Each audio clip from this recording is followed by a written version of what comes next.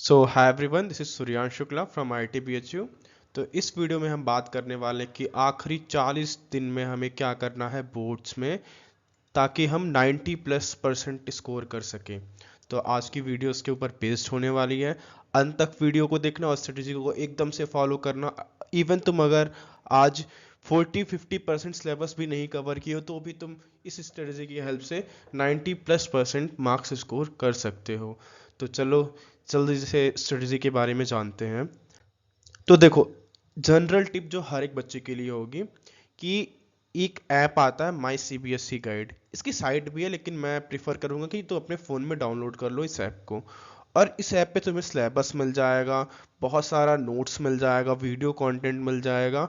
और इस साल का सिलेबस जो होगा उसको तुम ये साइट पे भी मिल जाएगी माई CBSE गाइड के, और ऐप पे भी मिल जाता है। तो उसे डाउनलोड करो और प्रिंट निकालो, और जैसे जैसे तुम सिलेबस को करते जाते हो टिक करते जाओ, ताकि कोई भी चैप्टर तुम्हारा छूटे नहीं। क्योंकि CBSE एग्जाम्स ऐसे होते हैं कि तुम्हें बस पूरा तुम्हें अटेम्प्ट करने पे ज़्यादा ध्यान देना है, क्योंकि हर एक क्वेश्चन पे स्टेप मार्किंग होती है। तो तुम कुछ भी लिख करके आओगे, अगर रिलेटेड होगा तुम्हें मार्क्स ज़रूर से ज़रूर अलॉट होंगे।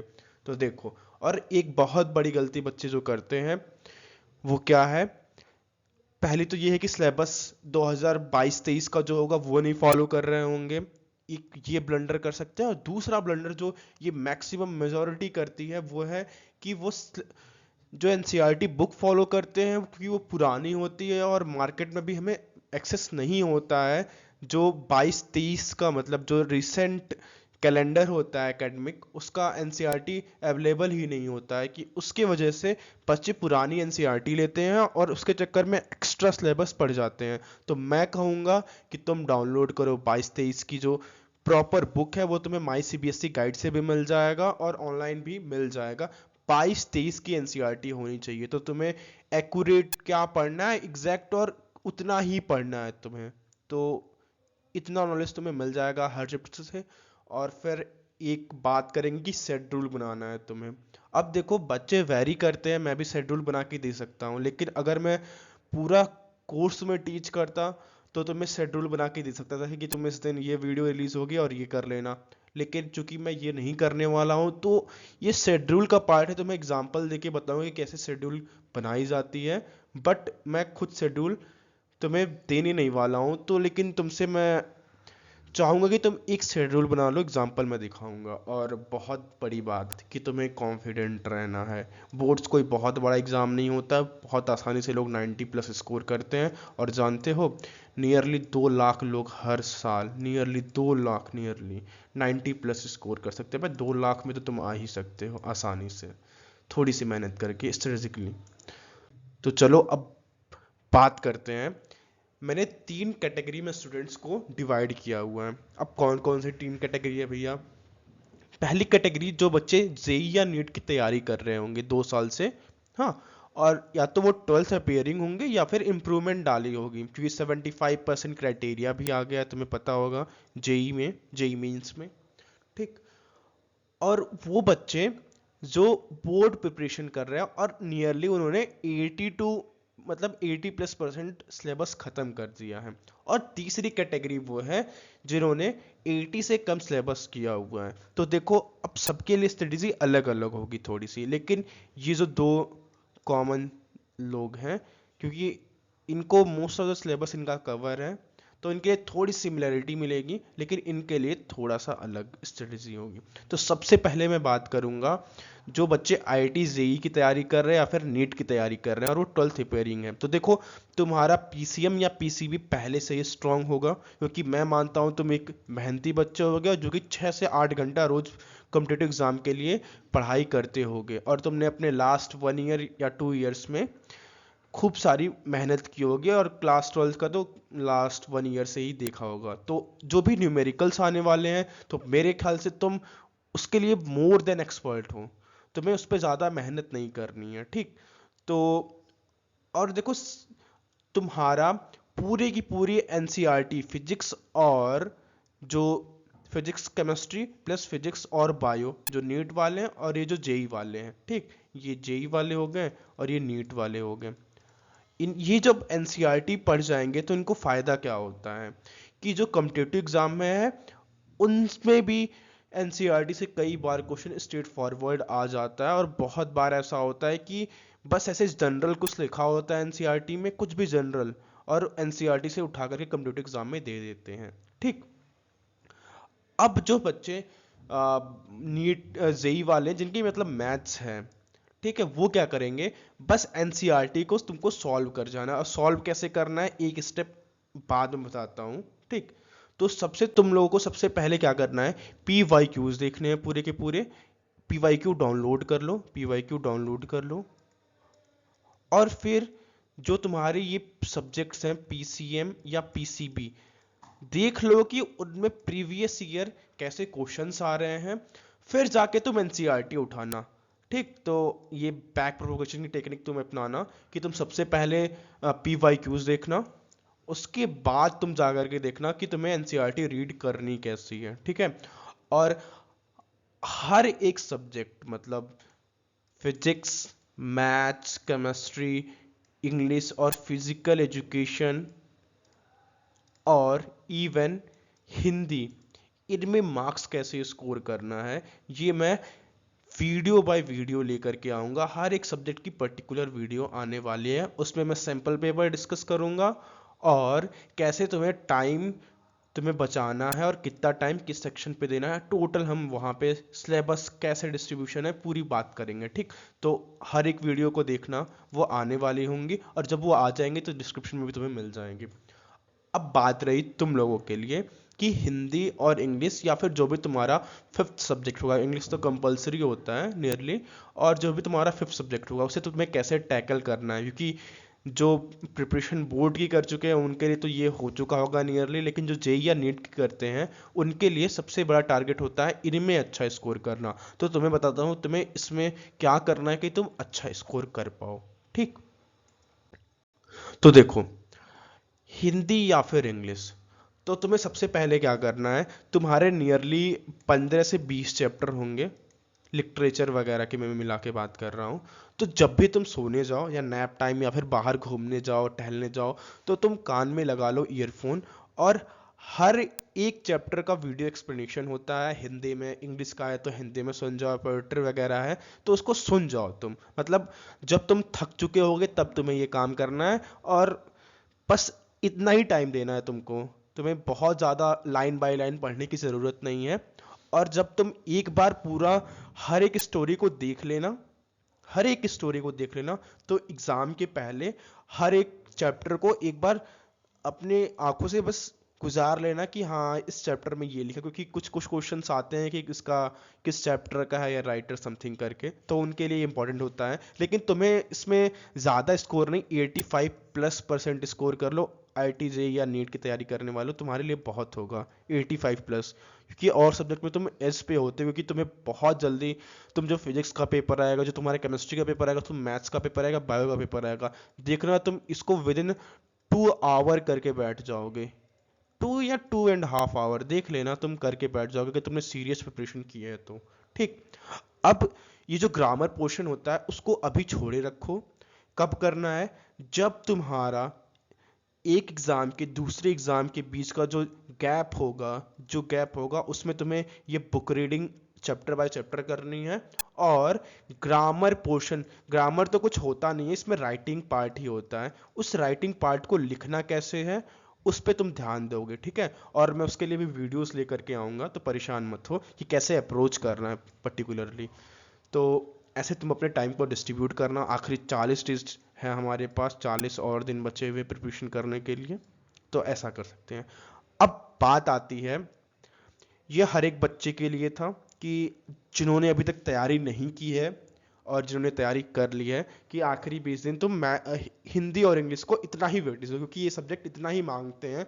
ऐसा नहीं है कि तुम 3 घंटे हिंदी या इंग्लिश पढ़ रहे हो, कोई ज़रूरत नहीं होती है इतना अच्छा स्कोर करने के लिए इन सब्जेक्ट्स में इतना पढ़ना, ये कम टाइम में अच्छे स्कोरिंग सब्जेक्ट्स होते हैं। ठीक, चलो अब बात करते हैं मैथ्स की। अब देखो, कैटेगरी 1 और कैटेगरी 2 को तो मैंने बता चुका हूँ कि तुम्हें क्या करना है, पीवाईक्यू से बैक प्रोपोगेशन करना है, लेकिन जिनकी तैयारी नहीं हुई है अटेंटिव हो जाओ, ये हिंदी इंग्लिश वाला तुम्हारे लिए भी सेम रहेगा। अब देखो, मैथ्स में कुल मिला के, मैथ्स की बात करते हैं, मैथ्स में कुल मिला के 13 चैप्टर्स हैं, ठीक। अब 13 चैप्टर्स को उठाओ और नियरली 40 दिन बचे हैं। 3 दिन, 3 डे मतलब 2 और 3 डेज पर चैप्टर को तुम अभी भी दे सकते हो। और अगर तुम बेसिक भी पढ़ जाओगे ना तो तुम अच्छा स्कोर कर सकते हो। और तुमको क्या लगाना है, अगर तुमने लेस देन 70 या 80% सिलेबस किया है, जो भी चैप्टर तुम्हारा बचा हुआ है, जो 80 से 100% वाले बच्चे भी थे, अगर तुम्हारे रिसोर्स से हो जाता है तो हो जाता है, वरना तुम क्या करो, एनसीईआरटी मात्र प्रैक्टिस करो। और ये चैप्टर्स पढ़ने के लिए तुम्हें वीडियो लेक्चर की ज़रूरत जो पड़ेगी, तो उन वीडियो लेक्चर की कोशिश करना कि वो वन शॉट वीडियोस हो, वन शॉट वीडियोस जो 1 या 2 घंटे में पूरे सिलेबस कंटेंट को मतलब रिवाइज कर देते हैं। जब मैं सब्जेक्ट बाय सब्जेक्ट के वीडियोस लाऊंगा तो मैं कुछ चैनल्स को भी मेंशन कर दूंगा कि इनसे तुम देख सकते हो जिनके रिसोर्सेज अच्छे होंगे। तो मैं रिसोर्सेज भी देने वाला हूँ, लेकिन अगले कुछ वीडियोस में, जहाँ मैं मॉडल पेपर वगैरह डिस्कस करूंगा, ठीक। अब फिर तुम क्या कर सकते हो कि तुम पी वाई क्यूज को देख लेना, अगर तुम्हें टाइम बचता है। जिसको अभी टाइम बचेगा सब लोग पी वाई क्यू कर लेंगे, ठीक। चलो, अब आते हैं फिजिक्स के ऊपर में। फिजिक्स और मैथ थोड़ा हार्ड होता है, तो इसलिए तुम 2 या 3 दिन हर चैप्टर को दे सकते हो पर चैप्टर, और अभी से नहीं हुआ है। और मैं कहूँगा कि 2-2 घंटे तो दो ही तुम, 2-2 घंटे, 2-2 घंटे मैथ्स और फिजिक्स को, अगर तुम्हारी फिजिक्स और मैथ्स है तो। और तुम वन शॉट देखोगे, एनसीईआरटी 22-23 की उठाओगे, ठीक। और तुम्हारा कोशिश क्या रहेगा कि तुम डेरिवेशंस जो उसमें दिए हुए हैं उनके ऊपर ज़्यादा ध्यान दो। और जो बैक प्रोपोगेशन करके आए, मतलब जिनका सिलेबस हो चुका था, वो क्या करेंगे, वो कोशिश करेंगे कि जो पी वाई क्यूज में तुम्हें इंपॉर्टेंट लगा था कि बहुत बार पूछ रहा है, उन डेरिवेशन को कॉपी में बार बार तुम सॉल्व कर देना, कि ऐसे डिराइव कर देना, ठीक।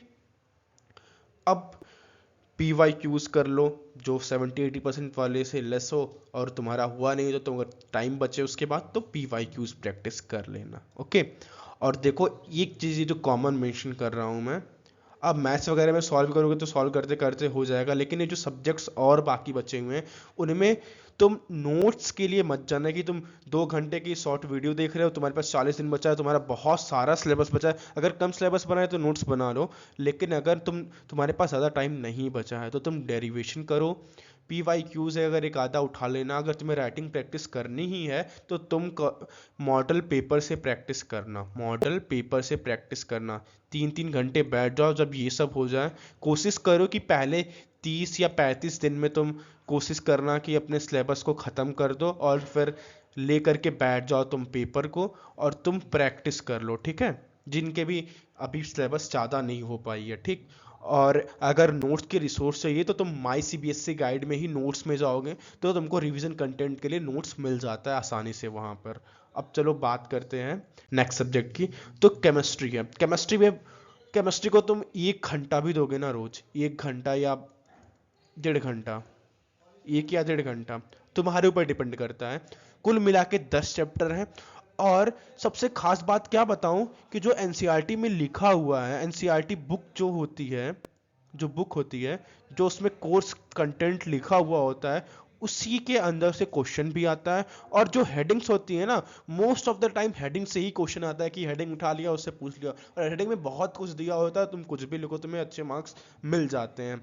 तुम्हें अगर रिएक्शन ऑर्गेनिक केमिस्ट्री की नहीं समझ में आ रही तो तुम क्या कर सकते हो, ऑर्गेनिक केमिस्ट्री की रिएक्शन तुम्हें सॉल्व ही नहीं करनी यार, तुम बस एनसीईआरटी वाली देख लो इंपॉर्टेंट कैसे हो रही है, क्योंकि ज़्यादा रिएक्शन आता नहीं है और 1-2 बार एग्जाम्पल पूछ लेगा। तो तुम अगर एनसीईआरटी की रिएक्शन देखे रहोगे, तुम्हारे आंखों से गई रहेगी, तो आसानी से तुम कर सकते हो। ये किन के लिए है, अगर तुम लेस देन 50% सिलेबस वगैरह, मतलब तुम अगर डूब रहे हो तो ऐसा काम कर लो, तो तुम अच्छा स्कोर कर दोगे केमिस्ट्री में भी।